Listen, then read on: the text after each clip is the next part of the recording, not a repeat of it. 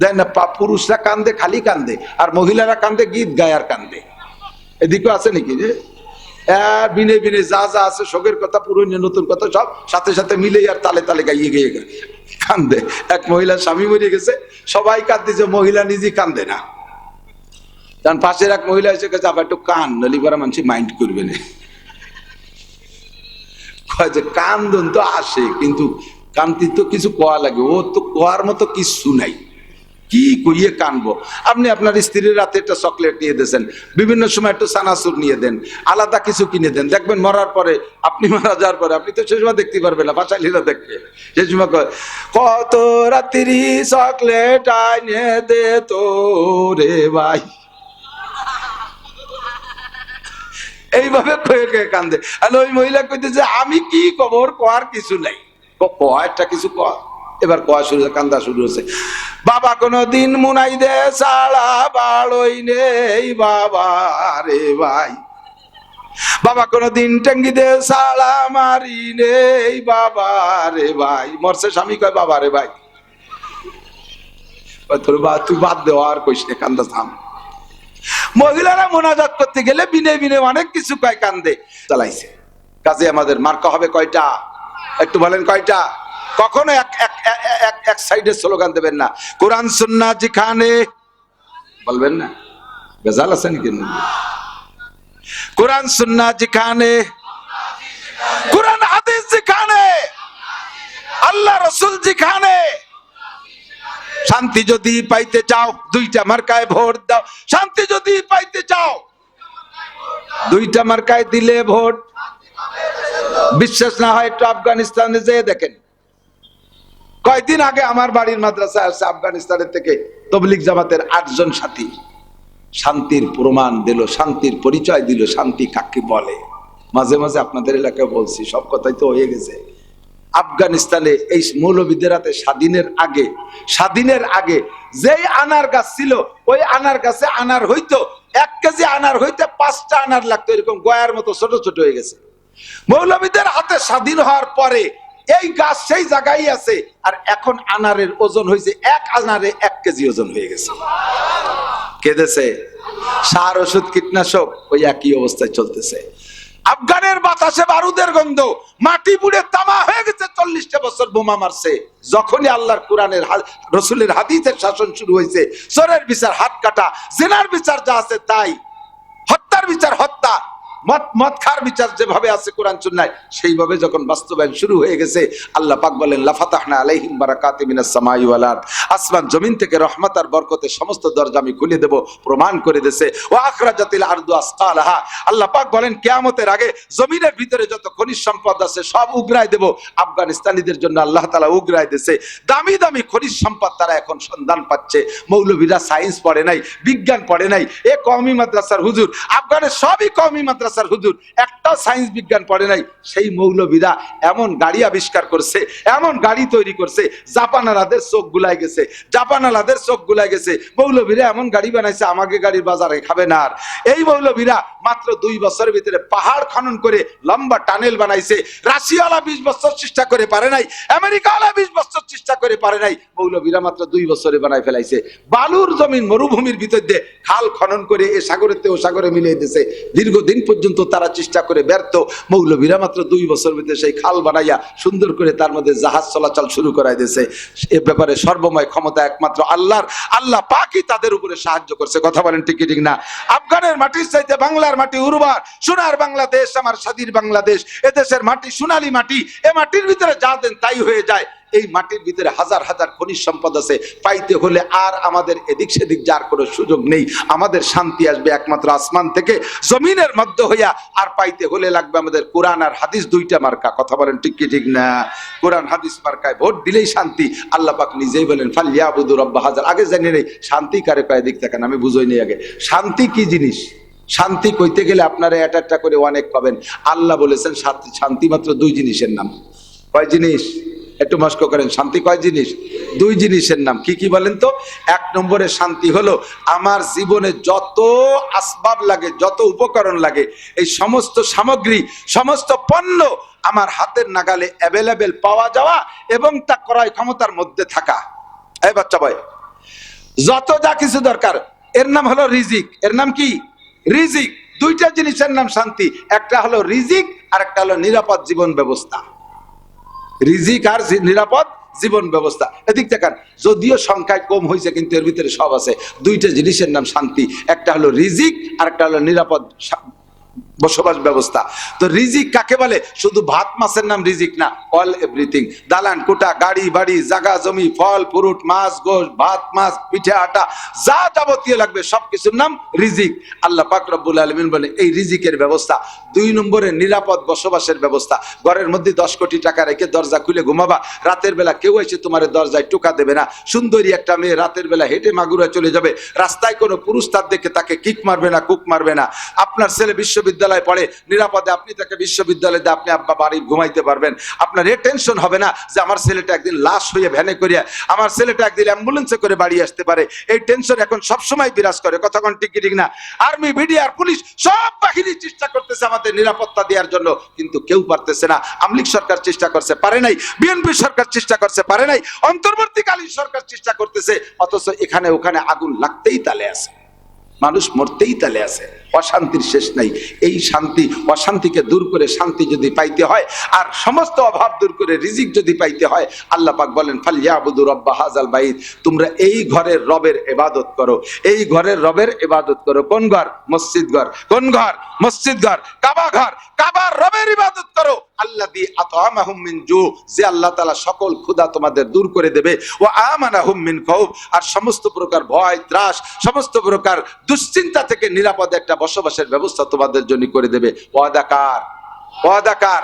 কাজেই আমরা সামনে প্রস্তুতি নিয়ে ফেলে ইবাদত করব। এখন ইবাদতের মাধ্যমে আল্লাহ তাআলা যেহেতু শান্তি দেবে, কাজে ইবাদতটা বুঝে নিতে হয়। আমার দিক থেকে সংক্ষেপে বলে দিচ্ছি, ইবাদতও মাত্র 2 কথার নাম। সাহাবায়ে কেরাম জিজ্ঞেস করছে, হুজুর ইবাদত কি? আল্লাহ পাকের কাছে নবী পাক জিজ্ঞেস করছে, আল্লাহ উম্মত ইবাদতের মাধ্যমে শান্তি নিতে চায়, ইবাদত কি বলো? তা আল্লাহ পাক বললেন, ইবাদত হলো 2টা কথা। আমার দিক, ইবাদত কয় কথা? 2টা কথা। মা তাকুমুর রাসূলু ফাকুযুহু ওয়া মা নাহাকুম আনহু ফান্তাহু। আল্লাহ পাক বলেন, আমার নবী যে কাজটাকে যেভাবে করতে বলে ওইটাকে ওইভাবে করলে তার নাম ইবাদত। আর নবী যেটা যেভাবে ছাড়তে বলে সারাটারে ছেড়ে দেওয়ার নামও ইবাদত। নবী জিনা ছাড়তে বলছে ছেড়ে দাও, তাহলে নেকি হবে। চুরি ছাড়তে বলছে ছেড়ে দাও, নেকি হবে। আরে মদ গাঁজা ছাড়তে বলছে ছেড়ে দাও, নেকি হবে। দুর্নীতি ছাড়তে বলছে ছেড়ে দাও, নেকি হবে। নবী পাক যেটা যেভাবে করতে বলছে ওইটারে ওইভাবে করো, তাহলে তা হবে ইবাদত। তাতে তোমার দুনিয়ার যত কাজ আছে সব কাজে ইবাদত বানাই ফেলতে পারবা। আপনাদের ভিতরে একটা সন্দেহ আছে, শুধু মাদ্রাসায় পড়লেই বুঝি ইবাদত হয়, শুধু নামাজের নামে বুঝি ইবাদত, শুধু রোজা আর তেলাওয়াতের নাম, জিকিরের নাম ইবাদত। নো, আপনার দৈনন্দিন সব কাজের নাম ইবাদত। আপনি ইংরেজি পড়বেন, আমার স্টুডেন্ট ভাইরা শুনে নাও, ভুল বুঝবা না, আমার দিক তাকাও। নবী পাক বলেন, কামিন আমালিন ইউতাসাওয়ারু বিসূরাতিল আমালিদ দুনিয়া সুম্মা ইয়াসিরু মিন আমালিল আখিরাহ বিহুসনিন নিয়াত। অনেক কাজ আছে দেখতে এটাকে নিছক দুনিয়া বলে মনে হবে, অথচ ওই কাজটার পিছনে যদি তুমি নিয়তটা ভালো রাখো তাহলে তোমার ওই দুনিয়ার কাজটা ইবাদতে পরিণত হবে। একটু বলেন সুবহানাল্লাহ।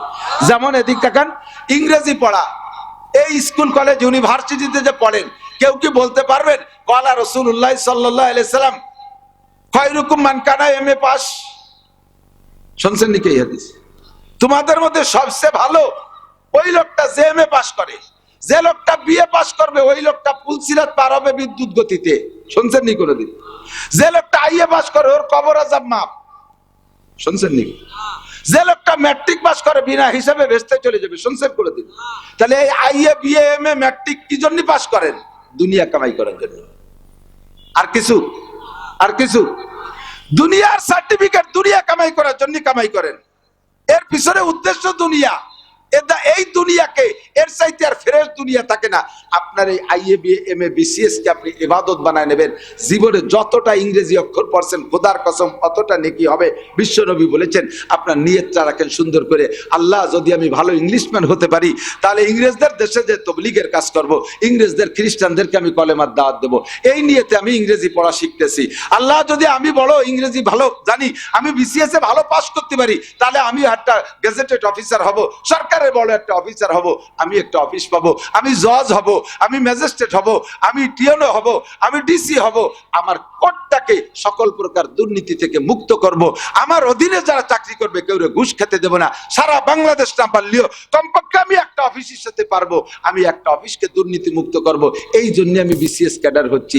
বিসিএস পর্যন্ত পড়তে যত লেখাপড়া করেছেন প্রত্যেকটা অক্ষরে অক্ষরে আপনি নেকি পাবেন। দেখতে দুনিয়া হয়ে যাবে আপনার আখিরাত। নিয়তটা সুন্দর করা যাবে না ইনশাআল্লাহ। ও দোস্ত, কোন অফিস আছে দুর্নীতিতে? বর্তমান অন্তর্বর্তীকালীন সরকার এখনো পর্যন্ত আপনার অফিসের খবর যারা অফিসে যাতায়াত করেন তারা জানেন। আমি একটু আবেদন করছি এক জায়গা, কই তাতে কি হবে, আমার মাদ্রাসার জন্য বরাদ্দ হয়েছে 17 লাখ টাকা একটা কাজের জন্য।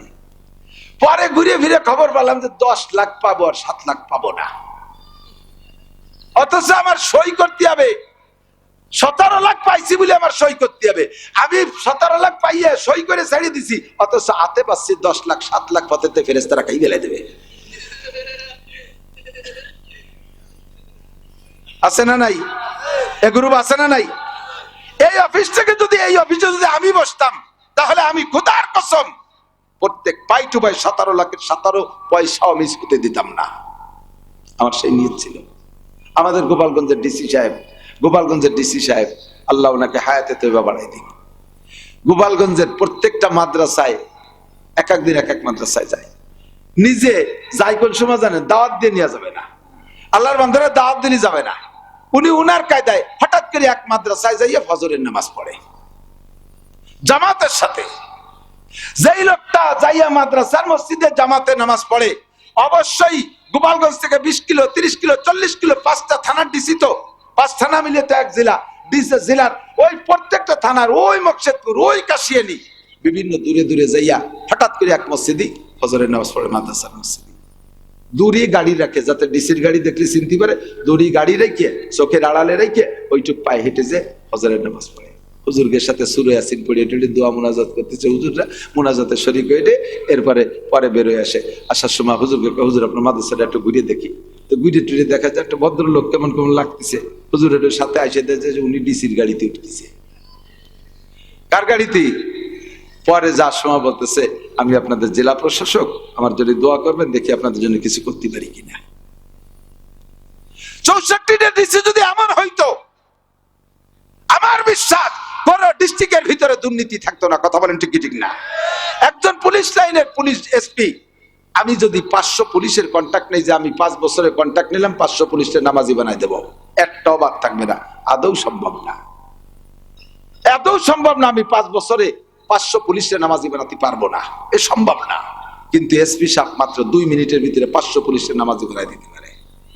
আমার লাইনে যদি চাকরি করতে হয় তাহলে বাধ্যতামূলক মুসলমান পুলিশ যারা আছো, নামাজ পড়িতেই হইবে, নামাজ পড়িতে হইবে। এসপি সাহেব নিজেও পড়বে, আর এভাবে যদি কড়া হুকুম দিয়ে দেয় সমস্ত পুলিশ নামাজ পড়তে বাধ্য। ঠিক কি ঠিক না? তুমি এমন একটা এসপি হওয়ার জন্য বিসিএস ক্যাডার হইতে যত লেখাপড়া করেছো সমস্ত লেখাপড়া নেকি হয়ে গেছে। পক্ষান্তরে তুমি কোরআন শরীফ পড়ছো, কাম্মিন আমালি নিতাসাওয়ারু বিসুরাতিন আমালিল আখিরা সুম্মা ইয়াসির মিন আমালিদ দুনিয়া বিসুইন নিয়াত। তুমি আবার কোরআন শরীফ পড়তেছো, এই কোরআন শরীফ আলেম হচ্ছ, নিয়ত কি? আমি যদি আলেম হতে পারি, হাফিজুর রহমান সিদ্দিকী আর মিজানুর রহমান আজহারি, তারেক মনোয়ার, ওই আমির হামজা, এগে মাহফিলের কি ফাটাফাটি ওয়াজ করবো, এই রাতে হেলিকপ্টারে আসে, আমি রকেটে এসে নামবো, 3 লাখ 5 লাখ 10 লাখ টাকা কামাই করব। এই নিয়ত করে কোরআন হাদিস পড়ে আলেম হচ্ছ, সত্যি তুমি কামাই করবা। তোমার ওয়াজে মানুষ হিদায়াত পেয়ে জান্নাতে যাবে, তুমি খালি হাতে জাহান্নামে যাবা, তুমি খালি হাতে জাহান্নামে যাবা। তোমার এই কাজটা যদিও দেখতে বাহ্যিকভাবে দিন, এর দ্বারা তোমার দিনের কিছুই নেই, উদ্দেশ্য তোমার দুনিয়া। দিন শিখবা, মাদ্রাসায় পড়বা একমাত্র আল্লাহকে সন্তুষ্ট করার জন্য। মাদ্রাসায় পড়ার ভিতরে যদি আবার তুমি দুনিয়ার কোনো লোভ করো, তাহলে তোমার এই পড়ার ভিতরে কি হলো? এই পড়াটা দুনিয়ার গরজে হয়ে গেছে। কথা কি বোঝা যায়? মহিলা কোরআন শরীফ পড়তেছে, কোরআন শরীফ পড়া ইবাদত না? বোঝেন? এদিক দেখান, কোরআন শরীফ পড়া কি? তো কণ্ঠ ভালো আছে, এই যে বিল্ডিং পাশে, রাস্তার পাশে বিল্ডিং, ভিতরে জালনা খুলে দিয়ে আর সুর দিয়ে কোরআন শরীফ পড়তেছে, মহিলাদের কণ্ঠ চিকুন, আর একটু আওয়াজ দিয়ে পড়তেছে, শুনতে হেভি লাগতেছে। রাস্তায় পুরুষটা জ্যাম হয়ে গেছে, ওই মহিলার তিলাওয়াত শুনতেছে, আর মহিলা ওই টের পাই আরো সুর দিয়ে সুন্দর করে পড়তেছে। না কি হবে না? যে কয়জন পুরুষে ওনার তিলাওয়াত শুনছে, ওই কয়জন পুরুষের সাথে কোরআন তিলাওয়াতের ফাঁকে ফাঁকে জিনার গুনাহ লেখা হয়ে গেছে। তিলাওয়াতে তো কোনো নেকি পাবেই না, বরঞ্চ জিনার গুনাহ। কোন মহিলা যদি জোরে জিকির করে, তার জিকির যদি পর পুরুষে শোনে, যে কয়জন পুরুষে শুনবে তাদের সাথে জিনার গুনাহ। কাজটা ইবাদত হয়ে যাচ্ছে গুনাহ, কারণ রসুলের হুকুম, আল্লাহর হুকুম আর রসুলের তরিকার সাথে মিল নাই।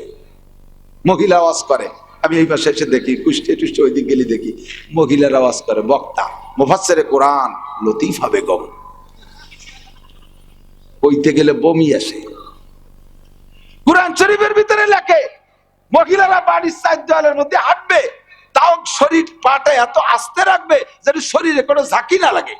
শরীরে ঝাঁকুনি লাগলে সারা গায়ে যদি পর্যাপ্ত অলংকার থাকে, এই অলংকারের ঝনঝনি শব্দ ওয়াল টপকাইয়া বাহিরের পুরুষের কানে গেলে যত পুরুষের কানে যাবে অত পুরুষের সাথে ওই মহিলার জেনার গুনাহ। তার পায়ের আওয়াজ যদি বাইরের পুরুষের শোনে, যত পুরুষের শুনবে অত পুরুষের সাথে জেনার গুনাহ। আর সেই মহিলা মাইকি ফাটাফাটি বয়ান করে দিচ্ছে, আর দেশের মানুষ কান দিয়ে বেহুশ হয়ে যাচ্ছে। আর মহিলাদের তো একটু বিনে বিনে কথা করার অভ্যাস আছে, দেখ না, পুরুষরা কান্দে খালি কান্দে, আর মহিলারা কান্দে গীত গায় আর কান্দে।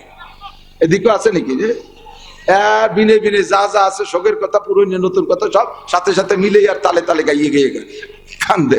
এক মহিলার স্বামী মরে গেছে, সবাই কাঁদতেছে, মহিলা নিজেই কান্দে না। কারণ পাশের এক মহিলা এসে গেছে, আবার একটু কান নলি করা মানুষ মাইন্ড করবে না। কান্দন তো আসে, কিন্তু কান্তি তো কিছু কোয়া লাগে, ও তো কোয়ার মতো কিছু নাই, কি কইয়ে কানবো। আপনি আপনার স্ত্রীর রাতে একটা চকলেট নিয়ে দিয়েছেন, বিভিন্ন সময় একটু চানাচুর নিয়ে দেন, আলাদা কিছু কিনে দেন, দেখবেন মরার পরে, আপনি মারা যাওয়ার পরে আপনি তো সে সময় দেখতে পারবেন না, বাসাইলিরা দেখবে সে সময় কত রাত্রি চকলেট আইনে দে তো রে ভাই, এইভাবে কয়ে কয়ে কান্দে। আর ওই মহিলা কইতেছে আমি কি খবর, কোয়ার কিছু নাই, একটা কিছু কর। এবার কোয়া শুরু, কান্দা শুরু হচ্ছে। বাবা কোনদিন মুনাই দে সাড়া বাড়ই নেই বাবা রে ভাই, বাবা কোনদিন টেঙ্গি দে সাড়া মারি নেই বাবা রে ভাই। মরছে স্বামী, কয় বাবা রে ভাই। তোর বা তুই বাদ দেওয়া আর কইস না, কান্দা থাম। মহিলারা মোনাজাত করতে গেলে বিনে বিনে অনেক কিছু কয়, কান্দে। রাস্তার পাশে তালিম করে, বাড়ির রাস্তার পাশে তালিম করে মোনাজাতে বসে, বিনে বিনে কান্দতেছে। রাস্তার বেটারা সাথে দাঁড়ায় গেছে মোনাজাতে। এরপরে যে গল্প, আরে কিচির সরমুনার পিসাব, কিচির আজহারি আর কিচির হাবিজুর রহমান সিদ্দিক আর নাসির হুজুর মোনাজাত করছে সেদিন নানটুর বউ। তুই ওটা নানটু করলাম, মিলে গেলি কতির কিছু নেই। সে যে তালিমের পরে মোনাজাত দেশে, রাস্তায় গরু ছাগল পর্যন্ত দাঁড়াই গেছে। আর আমরা ভ্যানালারা আর এক কদম বাড়তে মোনাজাত করে কান্তি কান্তি বেঁচে গেছি। এক কথা কয় না, এই যে মোনাজাত, মুনাজাত ইবাদত আর দোয়া হুয়াল ইবাদা। নবী পাক বলেন দোয়াই ইবাদত। সেই ইবাদতের মধ্যে যত পুরুষ এই শুনছে তোমার মুনাজাত, অত পুরুষের সাথে জিনার গুনাহ লেখা হয়ে গেছে। মহিলা তুমি যা কিছু করবে সবকিছু তোমার কন্ট্রোলের ভিতরে। যে কথা বলতে চাইছি, বাহ্যিকভাবে দেখতে ইবাদত, বাহ্যিকভাবে দেখতে ইবাদত, অথচ তার পিছনে নিয়ত খারাপ হইলে একটা নেকিও পাবেন না। এদিক থাকেন, আপনি দাঁড়িয়ে রাখছেন, আপনি হজ করছেন, হাজী সাহেব হজ করছে কি জন্য? নাড়াচাড়া করে না। হাজী সাহেব হজ করছে কি জন্য? বিভিন্ন স্টেজে যাই, যে স্টেজে একটা চেয়ার ডাইন পাশে খালি রয়েছে, অনেক জায়গা বছরে 10-15টা এরকম পেছে, তো চেয়ার খালি, অথচ হুজুররা স্টেজে বসতে জায়গা পাচ্ছে না। আমি বললাম যে এই চেয়ারটা হয় উঠে কেউ বসেন, নয় নামাইতো না, খালি খালি একটা চেয়ার এখানে। তো কই যে না হুজুর, ও চেয়ার নামানো যাবে না। কে চেয়ার কি স্প্রিং দিয়ে আটকানো নাকি, নাট দেয়া নাকি? কই যে না চেয়ার নামানো যাবে না, চেয়ার হলো সভাপতির চেয়ার। তো বসতে বলেন, কয় না উনি একটু অভিমান করছে, বসবে না। কি অভিমান করছে? উনি এবার হজ করে আসছে, ওনার নাম আমরা পোস্টারে লিখছি, কিন্তু সে পেরেছে, ভুল করছে, শুরুতে আল হাজ লেখি নেই, শুরুতে আল হাজ লেখে নাই। উনি যে আজইতে আল লাগাই আইছে, সে আল পোস্টারে ঢোকে নাই, উনি আল হাজ লেখে নাই। কেন? এই জন্য চেয়ারে বসতে পারতেছেন, ওনার মানহানি হয়েছে। চেয়ারও সরানো যাচ্ছে না, আবার উনিও ওনারও বসানো যাচ্ছে না। তুমি হজ করে আসছো কি জন্য? আল্লাহর জন্য নাকি পোস্টারে আলহাজ লেখার জন্য? খেয়াল করেন, আমার দিক তাকান। হজ করলে আলহাজ, হজ করলে কথা কন না, হজ করলে আলহাজ। নামাজ পড়ে যে আরবিতে নামাজিরে কয় মুসল্লি, নামাজিরে কি কয়? মুসল্লি। রোজা রাখে যে রোজাদারে কয়, রোজা রাখনেওয়ালারে কয় সায়েম, কি কয়? সায়েম। আর যে লোকটা যাকাত দেয় আরবিতে তারে কয় মুজাক্কি, কি কয়?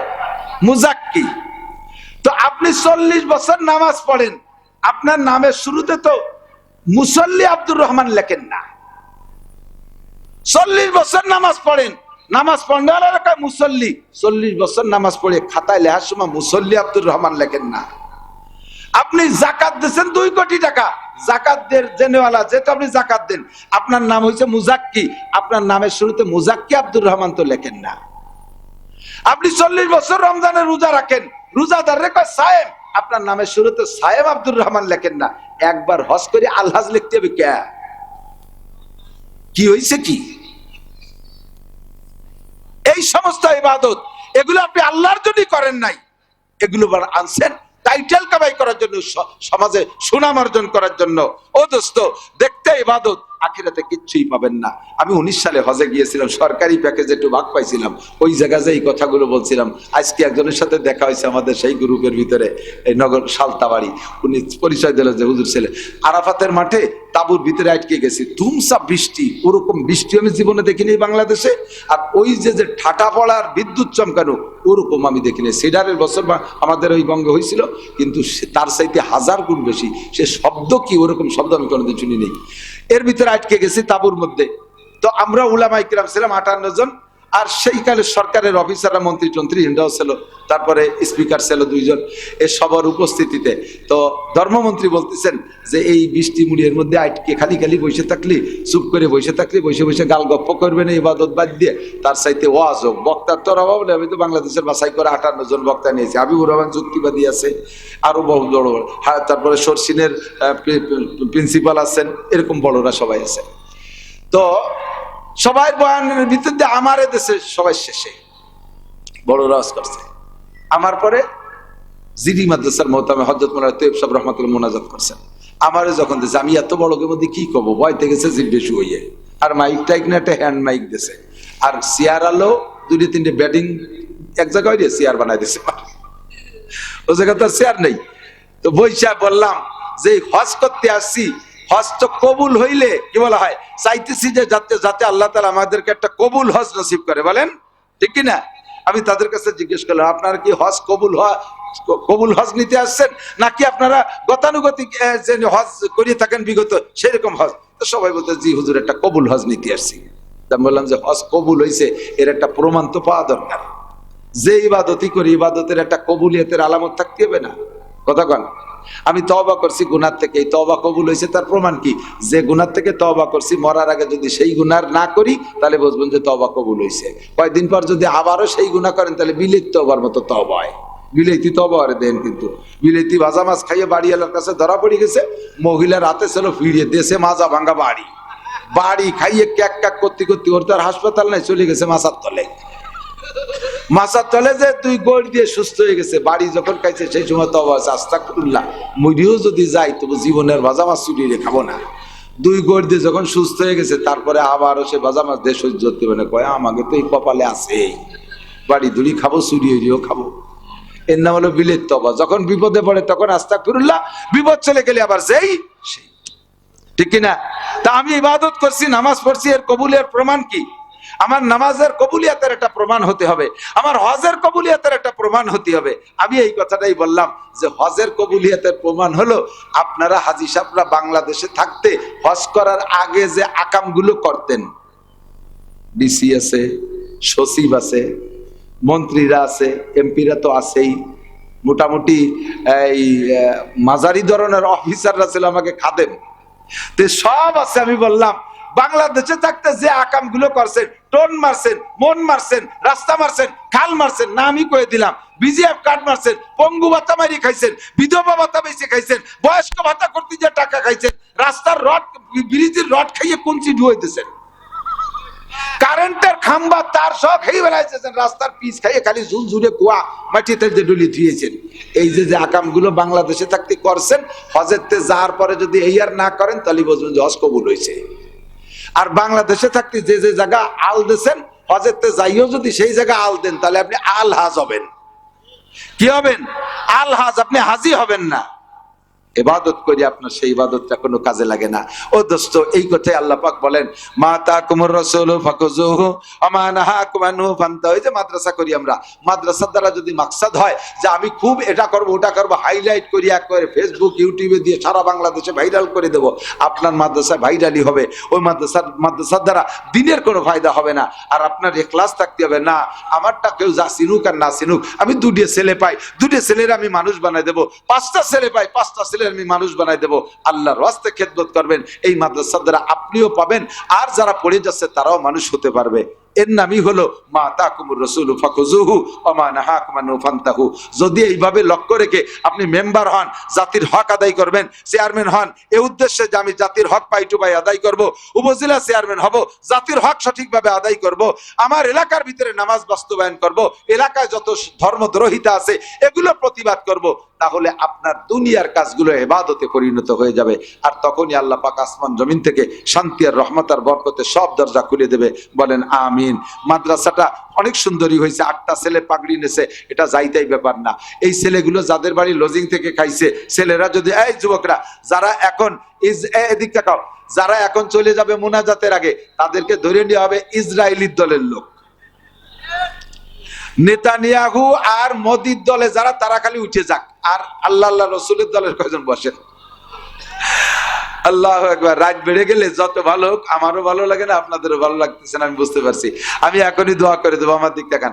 তো মুক্তাসার কথা হলো, আপনারা যারা লজিং রেখে ছেলেদেরকে খানা খাওয়াইছেন, এই ছেলেগুলো যেদিন জান্নাতি হবে আল্লাহ কবুল করলে, আপনাকে থুয়ে যাবে না। একেবারে পরিষ্কার সহিহ হাদিস, বাবুল হাউজি ওয়া শাফা, মিশকাত শরীফের মধ্যে হাদিস আছে, সময় নাই বলতে পারলাম না। পাশাপাশি মাদ্রাসা এলাকায় থাকলে অবিরাম তিলাওয়াত হয়, হেফজখানায় কিন্তু সবসময় তিলাওয়াত হতে থাকে। ছেলেরা ঘুমের মধ্যেও তিলাওয়াত করে, সজাগ থাকছে যে তিলাওয়াত করছে না, ও স্বপ্নে ওই তিলাওয়াত করতে তালে থাকে। হেফজখানায় সবসময় কোরআন পড়ে। যে এলাকায় কোরআনের হেফজখানা আছে, ওই এলাকার উপরে আল্লাহর গজব আসে না, ওই এলাকাকে আল্লাহ গজব মুক্ত রাখে। তিলাওয়াতের বদৌলতে এলাকার মানুষকে ঝড় তুফান শিলাবর্ষণ ইত্যাদি আযাব গজব থেকে আল্লাহ রক্ষা করে। আর কোরআনের কারখানার ভিতরে গজব ঢোকে না, তার বিশ্বাস যদি না হয়, আমি ছোট্ট একটা প্রমাণ দিয়ে দেই। এদিক দেখান, 19 সালে যে কোভিড-19 নাম রাখছে, 19, 20, 21 পর্যন্ত যে করোনা ছিল, এই করোনায় হাজার হাজার লক্ষ লক্ষ মানুষ মারা গেছে না? স্কুল কলেজ অফিস আদালত সব বন্ধ হয়ে যেতেছে না? আমরা কিন্তু মাদ্রাসা বন্ধ করছিলাম না, মাদ্রাসা বন্ধ করি নেই।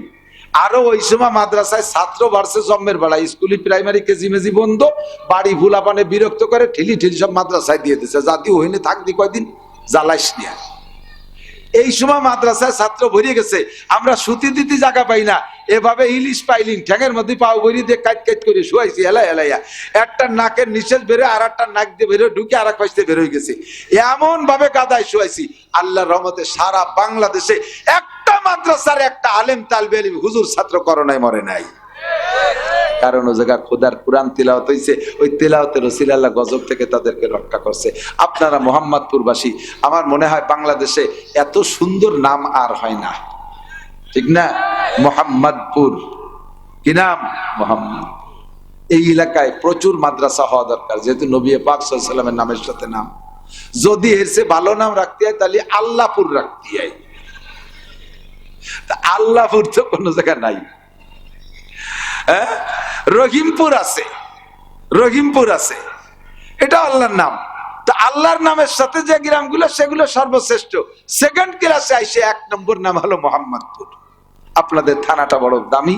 আশা করি এখানে এই ধর্মীয় প্রতিষ্ঠানগুলো আরো সুন্দর হবে।